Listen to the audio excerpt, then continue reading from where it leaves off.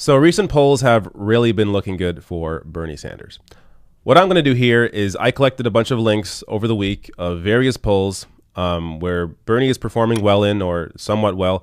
And I want to share them because I forget. So I saved all these links. I have no idea. I forget exactly what they are, but I'm going to click on them and we're going to be pleasantly surprised together, I guess you can say.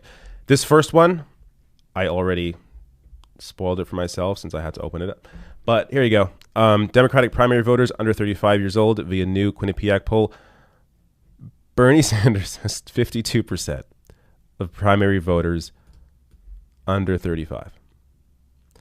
So this primary is going to be about turnout. Young people have to get out, get registered now, get out to vote. Like that's what's going to shift things. This is huge. I mean, the next closest is Warren, and she's down at 17%. Like this is a blowout completely, and we're like this vote again is being divided among 7+ candidates. So that's huge. Let me go to the next one. Let's see what this one is. Breaking new Emerson poll in Iowa, December 7th to 10th, shows Bernie Sanders at a statistical tie for first place. So Iowa again, Biden at 23%, Sanders at 22, plus 9. That's impressive. Klobuchar's plus 9. What is going on here? Wow. Amy Klobuchar plus 9.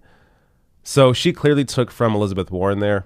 Warren's down. She's down 11. That's not good.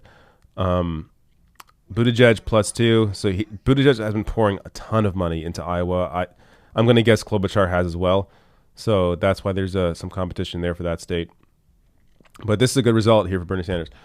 Let's check out the next poll. National General Election. Let me first see who this is from. Real Clear Politics poll.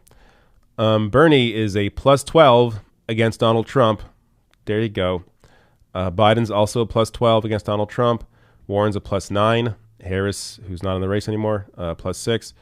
Buttigieg plus 5.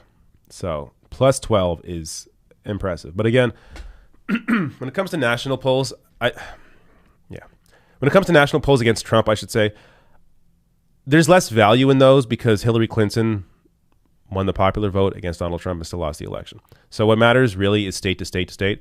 And Bernie does well in those as well, head-to-head matchups against Trump in every state. Though plus 12 is a huge margin. it's bigger than Hillary. So this would overcome any weirdness when it comes to the Electoral College. What's the next one? Baby Yoda Bernie. Oh, same one I had before. Young voters, 52%. So just in graph form.